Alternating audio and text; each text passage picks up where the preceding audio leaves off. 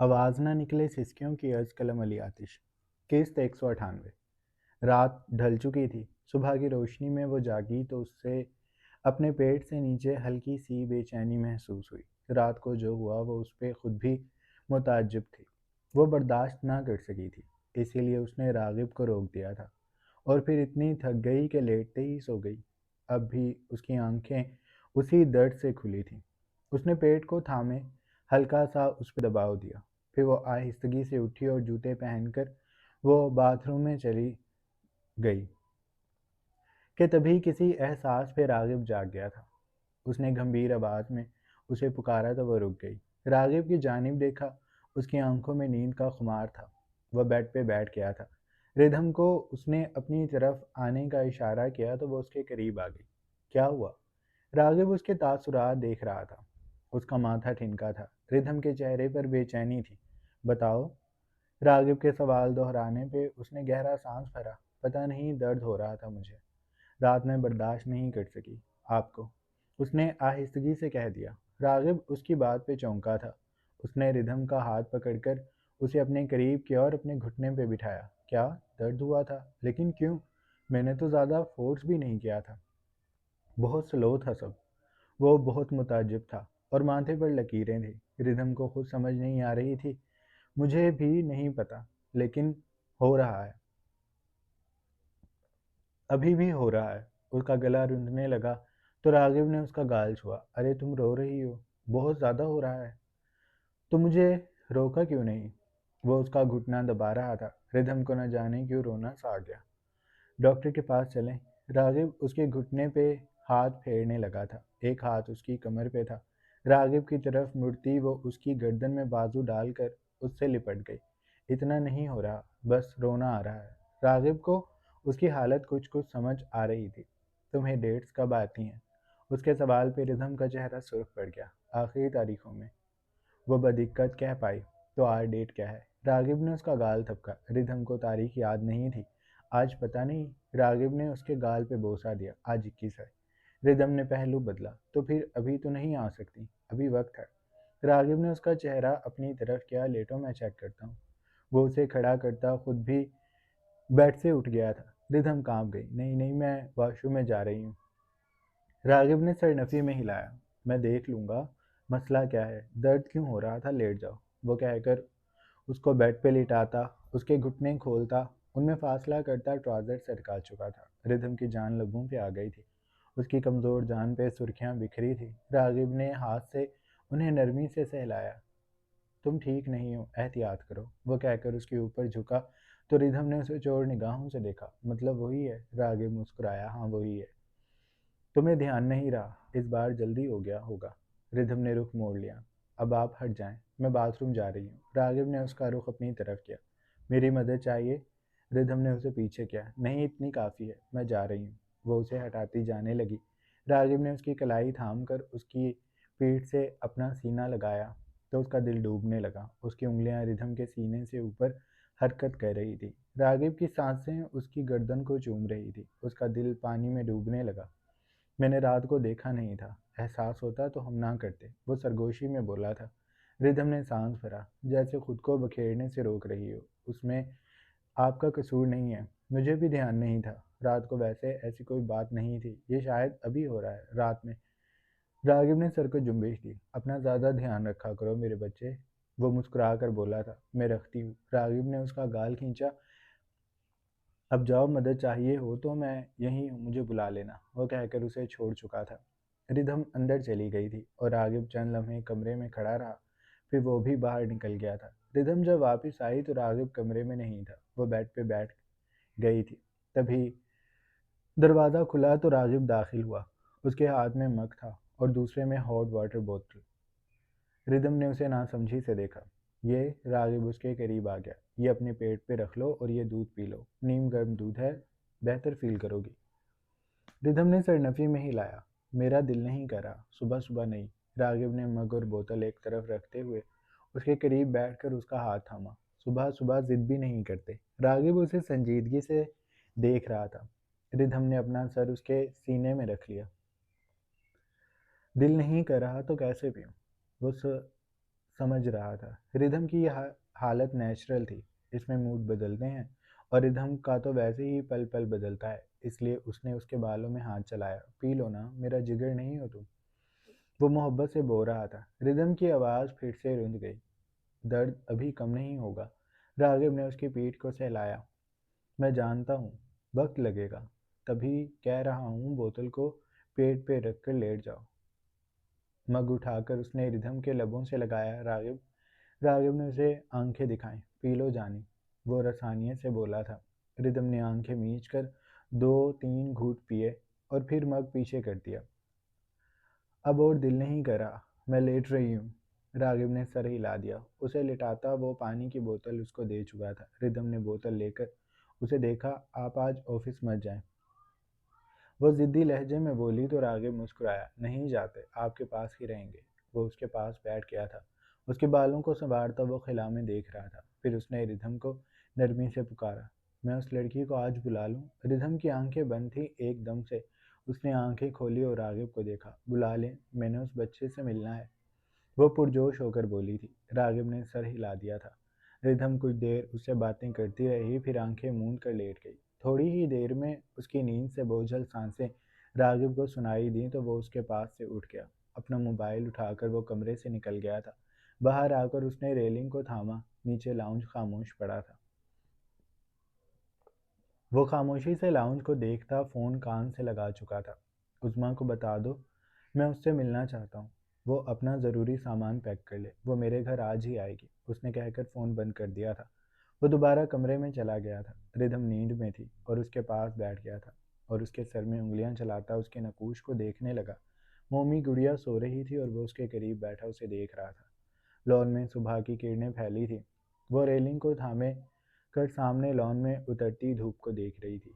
रात वाले कपड़ों में बालों को समेट कर जूड़े में बांधे खड़ी थी और उसके कान से फ़ोन लगा था। दूसरी जानिब दिया थी। कैसी हो नमल? दिया ने सवाल किया तो वो बोली, मैं ठीक हूँ। इतना कहकर वो रुकी। उसकी आवाज़ में शर्मिंदगी ने सर उठाया था। मैं कोशिश कर रही हूँ कि वहाँ चक्कर लगाऊँ, लेकिन मुमकिन नहीं हो रहा। दिया ने आराम से दूसरी जानिब से कहा। क्यों, तुम्हारे शोहर के दोस्त गए नहीं? नमल ने गहरा सांस भरा। वो लोग तो चले गए हैं, लेकिन अब मैं शायान के साथ घूमने जा रही हूँ। शादी के बाद से हम कहीं गए नहीं ना। तो शायान चाह रहे थे कि मैं उनके साथ बाहर कहीं जाऊँ। जगह का तो मुझे भी नहीं पता, शायान ही जानते हैं कि हम कहाँ जा रहे हैं। नमल ने मुकम्मल बात कह दी थी। दिया दूसरी जानिब से मुस्कुराती हुई बोली, ओहो, तो मैडम हनीमून पे जा रही हैं? नमल के गाल सुर्ख पड़ने लगे। चेहरे पर शर्मिंदगी सी फैल गई। नहीं, ऐसी बात नहीं है, बस घूमने जा रहे हैं। वो शर्माई से बोली तो दिया हंस दी। कोई बात नहीं, तुम आराम से जाओ, मैं हूं ना यहाँ, और फाखिर भी है, हम देख लेंगे लीज़ा को। वो बस याद कर रही थी तुम्हें। जब भी जाती हूँ लाजमी तुम्हारा पूछती है। नमल के चेहरे पे अफसोस सा फैल गया। मैं भी उसे याद करती हूँ। वो क्या सोचती होगी मेरे बारे में कि मैं उसे भूल ही गई हूँ। नाराज़ हो रही होगी। दिया ने जवाबन कहा, हाँ, नाराज़ तो वो तुमसे बहुत है, लेकिन फ़िलहाल हम उसे संभाल लेंगे। तुम आराम से जाओ और सैर के मज़े करो। यहाँ की परेशानी ना लेना और अपना ख्याल भी रखना। नमल ने ठीक है कहकर कॉल बंद कर दी थी। फ़ोन को हाथ में थामे वो उदास सी हो गई थी। बच्चे की जिम्मेदारी भी बहुत बड़ी जिम्मेदारी होती है। नमल ने लीज़ा को तब अपना कहा था जब वो खुद तनहा थी, और अब जब लीज़ा को उसकी आदत हो गई थी तो उसने जाना छोड़ दिया था। मैं बस मसरूफ़ हूँ, लेकिन उसे मैंने छोड़ा नहीं है। नमल जैसे खुद को सफाई दे रही थी, तभी कमरे में शायान दाखिल हुआ। वो कोई ज़रूरी कॉल लेने गया था। अब आया तो नमल के पास ही आ गया। उसके जिस्म पे ट्राउज़र और बनियान नुमा शर्ट थी। घुंघरियाले बाल माथे पे बिखरे थे। उसने नमल को पहलुओं से थामा। उसके चेहरे को मशकूक निगाहों से देखते हुए बोला, तुम ठीक हो? नमल ने अपना सर उसके सीने पे धर लिया। आपको लीज़ा याद है? शायान ने जहन पर जोर डाला। फिर उसे वो नन्ही बच्ची याद आ गई जो मुझे किडनैपर कहती है। नमल उदासी से मुस्कुराई। हाँ जी, वही। वो मुझे याद कर रही है। उसकी तबीयत ठीक नहीं है और मैं उसके पास जा ही नहीं पा रही। वो बहुत याद कर रही है मुझे। शायान ने सर को जुम्बिश दी। तो तुम वहाँ जाना चाहती हो? नमल ने उसे देखा। चाहती तो हूँ, लेकिन अभी वक्त नहीं है। आप खुद ही कह रहे थे कि आज ही निकलना है। शायान ने गर्दन हिलाई। हाँ, ये तो है, लेकिन जैसे ही हम वहाँ से आएंगे लीज़ा से लाजमी मिलेंगे, तुम उदास ना हो। नमल फीका सा मुस्कुरा दी थी। जिब्रान ऑफिस के उस हिस्से में था जहाँ उसका कैबिन था। वहाँ बैठा वो फ़ोन को कान से अभी लगाकर बैठा था। रागिब के इस फैसले पे उसे भी सुकून मिला था। अब उसकी एक टेंशन तो कम हो गई कि बच्चा अब घर पे होगा। उसे दो दो जगह ध्यान नहीं देना होगा। अब वो अपना सारा ध्यान एक ही जानिब रखेगा, मुजरिमों को पकड़ने में। कल वो टीना को लाकर काफ़ी हद तक खुद को हल्का फुल्का महसूस कर रहा था। अभी वो उज़मा को कॉल करने का सोच ही रहा था कि कैबिन के दरवाजे पे दस्तक हुई। उसने चेहरा उठाकर सामने देखा तो हुमैरा कांच के दरवाजे के पार खड़ी नजर आई। जिब्रान तेज़ी से अपनी जगह से खड़ा हो गया था। उसने आगे बढ़कर दरवाज़ा खोला तो हुमैरा सपाट से अंदाज में बोली, मैं दरवाज़ा खोल सकती थी। जिब्रान के चेहरे पर फैली मुस्कुराहट को देखकर उसे अपने यहाँ आने पर खुद ही पछतावा होने लगा था। जिब्रान ने सीने पे हाथ बांधे कांच के दरवाजे को बंद किया और अपना रुख मुकम्मल तौर पर उसकी जानिब मोड़ते हुए बोला, कोई बात नहीं, मैंने खोल दिया तो क्या हुआ। मैं खुश हूँ। मैं खुश ही इतना हो गया था तुम्हें देख करके मुझसे रहा नहीं गया, तो इसलिए दरवाज़ा भी खुद खोल दिया। हुमैरा ने उसकी बात को नज़रअंदाज किया। वो मेज़ के करीब जाकर खड़ी हो गई थी। तुम्हारी तबीयत कैसी है? जिब्रान ने उसे कुछ चौंक कर देखा, फिर शानों को उचकाते हुए बोला, मैं तो ठीक हूँ। क्यों, क्या हुआ? हुमैरा चंद पल खामोश रही और उसकी खामोशी से ही जिब्रान समझ गया था। उसने गहरा सांस भरा। उसकी आंखों में जख्म से दिखाई देने लगे। कोई भला किसी के छोड़ जाने पर मरता है? उसकी बात पर हुमैरा की आंखों में नाराज़ी उतरी। तुम इस तरह की बातें क्यों करते हो? या तो उसे दिल से निकाल चुके हो चुका हूँ। गोली जिस्म से निकल जाए तो ज़ख्म रहता है और तकलीफ़ भी होती है। तो ये समझो बाद वाली तकलीफ़ है। आज शाम में उसे तलाक के पेपर्स भिजवा दूंगा।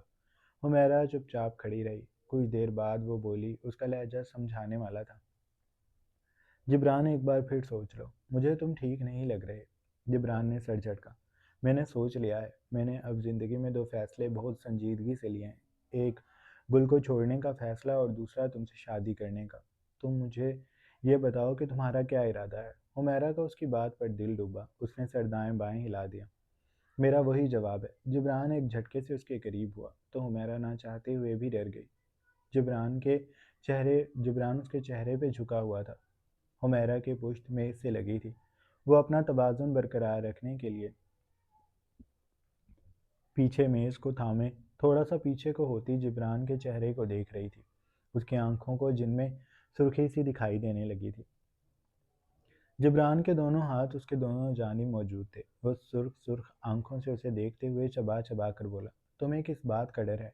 यही कि मैं तुम्हें छोड़ दूंगा, लोगों की बातों में आ जाऊंगा। तुम ये क्यों नहीं समझ रही कि मैं तुमसे मोहब्बत करता हूँ? मैंने एक बार तुम्हें छोड़ा था, लेकिन अब नहीं छोड़ सकता। मैंने गुल को इतनी मोहब्बत दी है कि तुम सोच भी नहीं सकती। तो क्या मैं तुम्हें मोहब्बत नहीं दूंगा? तुम मुझे एक मौका तो दो। लेकिन तुम तो मुझे एक मौका देने के लिए भी तैयार नहीं हो। तुम मुझे मजबूर ना करो कि मैं कुछ गलत कर बैठूं। हुमैरा का दिल सूखे पत्ते की तरह लरजने लगा था। उसे फिर से अपने सीने में दिल नामी चीज़ का शिद्दत से एहसास हो रहा था। खुद को कंपोज करते हुए वो अब की बार बोली तो लहजे में नाराज़ी थी, तुम मेरे इतने करीब दोबारा मत आना, और धमकियां किसको? किसी और को देना। हुमैरा ने उसके सीने पर हाथ रखा तो जिब्रान ने उसकी कलाई को पकड़ लिया और गुस्से से मरोड़ता हुआ उसकी कमर पर ले गया। मैं इतने ही करीब आऊँगा और हर बार आऊँगा। मैं धमकियाँ नहीं दे रहा, मैं सच कह रहा हूँ। मुझे चैलेंज मत करना। मैं तुमसे डरता नहीं हूँ। तुम ज़्यादा से ज़्यादा क्या कर लोगी? मुझे गोली मार दोगी तो मार दो। मेरी भी जान छूट जाएगी इस ज़िंदगी से, जिसमें मेरा कोई अपना है ही नहीं। सबको मुझसे कुछ ना कुछ चाहिए। तुम चाहती हो कि मैं तुमसे दूर हो जाऊं। गुल चाहती है कि मैं हर वक्त उसके करीब रहूं। और मैं जो चाहता हूँ कि मैं भी अपनी एक ज़िंदगी जीऊँ, उसका किसी को कोई एहसास नहीं है। तो मेरी बात अपने इस दिमाग में बिठा लो। शादी तो मैं तुमसे ही करूँगा और इतने करीब भी आऊँगा, और मैं देख लूँगा कि तुम मेरा क्या बिगाड़ लोगी। उसने कहकर एक झटके से हुमैरा को छोड़ा तो हुमैरा चंद पल उसे कुछ भी न कह सकी। उसका दिमाग काम करना छोड़ चुका था। उसे समझ ही नहीं आ रही थी कि वो अब क्या करे। फिर उसने खूंखार निगाहों से जिब्रान को देखा और उसे धक्का देते हुए बोली, मेरी गलती ये थी कि मैं यहाँ पर तुमसे हमदर्दी जताने आ गई, लेकिन तुम्हारा तो दिमाग पागल हो गया है। तुम्हारा जो दिल आए करो, लेकिन मुझसे दूर रहना। वो कहकर जाने लगी तो जिब्रान ने एक बार फिर उसकी कलाई पकड़ी। हुमैरा उसे ऐसे पलटी जैसे उसके गाल पर थप्पड़ मार देगी। उसका हाथ हवा में ही था। जिब्रान उसे संजीदगी से देख रहा था। मारो थप्पड़, मुझे फर्क नहीं पड़ेगा, एक नहीं 10 मारो। लेकिन तुम्हें क्या लगता है ये थप्पड़ मुझे रोक लेंगे? हर थप्पड़ मेरे जुनून को और बढ़ाएगा। मैं तुम्हें ऐसे तो नहीं छोड़ूंगा, और मुझे तुम्हारी हमदर्दी से ज़्यादा तुम्हारी मोहब्बत की ज़रूरत है। अगर तुम वो देने पे ध्यान दो तो तुम्हारी मेहरबानी होगी। उसने कहकर हुमैरा के हाथ को छोड़ दिया था, और हुमैरा अब की बार उसे कुछ भी न कह सकी। जैसे उसके सारे अल्फाज ख़त्म हो गए थे, वो खामोशी से जिब्रान के कैबिन से निकल गई थी। उसके इर्द गिर्द जिब्रान के कहे गए जुमले बाज गश्त कर रहे थे। उसकी आंखों का जुनून वो देख सकती थी। वो उस मर्द को कितना रोक सकेगी? अब शायद ये मर्द रुकेगा ही नहीं। हुमैरा भी यही चाहती थी कि वो जिब्रान को सच बता दे कि उसे भी जिब्रान की तवज्जो चाहिए, उसकी मोहब्बत चाहिए। जैसे जिब्रान के पास कोई नहीं है, वैसे ही हुमैरा के पास भी कोई नहीं है। लेकिन वो डरती थी इस जालिम माशरे से, जिसमें इतने संगदिल लोग थे जो किसी के दिल की परवाह नहीं करते थे, बस फैसला सुनाते थे। जिब्रान इतना वजीहा है, और हुमैरा उसके सामने क्या ही अहमियत रखेगी? जब कभी वो जिब्रान के साथ बाहर निकलेगी तो लोग उनका मजाक उड़ाएंगे। हुमैरा गहरे गहरे सांस भरती आंखों को कर्ब से मींचती इमारत से बाहर निकल आई थी। उसका दिल कर रहा था कि वो कहीं पर जाए और शिद्दत से रोए। उसकी आंखें भीगने लगी थी। ये शख्स उसके अंदर की सोई हुई उस मासूम लड़की को जगाने की हर मुमकिन कोशिश करता था, जिसे हुमैरा ने बड़ी मुश्किल से दफनाया था। उज़्मा का दिल तेज तेज धड़क रहा था। जिब्रान उसे लेकर रागिब चौहान के ऊंचे वसी बंगले के पोर्च में आ गया था। जब उज़्मा गाड़ी से बाहर निकली तो उसका दम निकलने लगा। उसकी गोद में मूसा था, जिसे जिब्रान ने आगे बढ़कर उसकी गोद में ले अपनी गोद में ले लिया था। वो उसके सामने आया और बेतासुर चेहरे से उसे देखते हुए बोला, तुम्हें याद है ना, मैंने तुम्हें क्या क्या कहा है? मैं तुम पर जितना मर्जी मैम तुम पर जितना मर्जी दबाव डालें, लेकिन तुम्हारे मुंह से सच नहीं निकलना चाहिए। कुछ भी हो जाए, किसी तरह की गलती ना हो। वो उज़्मा को सिखाकर यहाँ लेकर आया था कि रिधम की बातों का वही जवाब दे जो उसे कहा गया है कि उसका शोहर मर चुका है, और ये बच्चा उसके शोहर के मरने के 6 माह बाद हुआ था। जब तक राग खुद रिधम को सच्चाई नहीं बताएगा, उज़्मा किसी तरह भी उस पर कुछ भी जाहिर नहीं करेगी। वो यहाँ पर मुलाजमों को सुपरवाइज करेगी और मूसा रिधम के पास रहेगा। उसे बहुत ध्यान रखना होगा हर चीज़ का। जिब्रान उसे एक बार दोबारा से समझाने लगा तो उस्मा ने सर को जुम्बिश दे दी। मैं सब समझ गई हूँ, मैं गलती नहीं करूँगी। लेकिन अंदर ही अंदर वो कांप रही थी। जिब्रान ने उसकी बात के जवाब में सर को जुम्बिश दी। फिर वो उसे लेकर बंगले की जानिब बढ़ गया था। उज़्मा गहरे गहरे सांस भरती राहदारी में पहुंच गई थी। लाउंज में रिधम रागिब के करीब बैठी थी। फूल दार कमीज और सफ़ेद ट्राउज़र में मलबूस वो लड़की बाल खोले चेहरे पर हल्के से मेकअप के साथ इस वक्त कुछ बेहतर मालूम होती थी। गले में हमरंग दुपट्टा था। चेहरे पर जिब्रान को देखते ही तजस्सुस उभरा था। उसकी गोद में मौजूद छोटे बच्चे को देखकर वो बेसाख्ता खड़ी हुई। रागिब भी खड़ा हो गया था। दिल तो रागिब का भी बुरी तरह धड़क रहा था। रिधम जो सिर्फ तस्वीर में मूसा और रागिब की मुशाबहत को जान गई थी, अब हकीकत में जब वो मूसा को देखेगी तो उसका क्या तासुर होगा। जारी है।